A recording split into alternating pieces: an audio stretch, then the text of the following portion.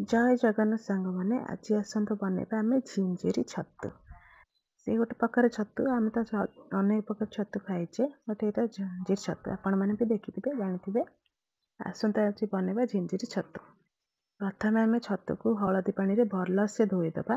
धोई सारिक कड़े बसैबा तादे टे तेल दे आग छतु भलसे भजा हे छतु आलू मिक्स करके भाजीदे तादे हलदी गुंड लुण पकईकि भलसे भाजबे टिके भजा हो सारे बेसी कड़कड़िया करेंगे कारण बेसी कड़कड़िया कले छतुटी बहुत टाण लगे अल्प भजा कले भल लगे। आसतु एबे आमे बनैबा मसला मसला आम जीरा धनिया अदा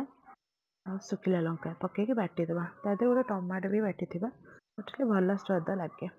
तापर टमाटो पूरा भलसे बटा बटी कर सारिकी आम कड़े बसवा कड़े तेल तेल पर किसी चीनी लाल हो आसला पर आम मसला पकईदबा मसला पकईदेला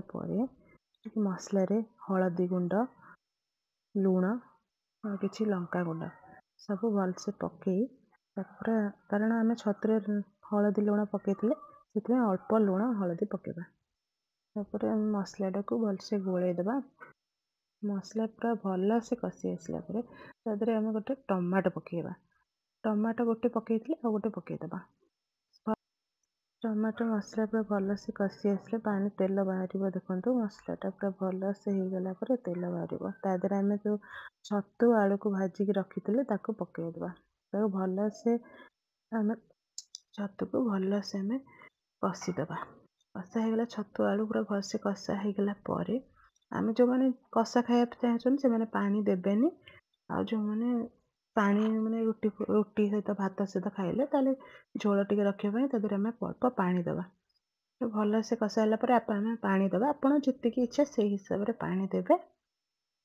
मु तो ये देली कारण रुटी सहित खाइबे पूरा फुटिया को देवे पूरा भल से फुटीगला तादे आम लास्ट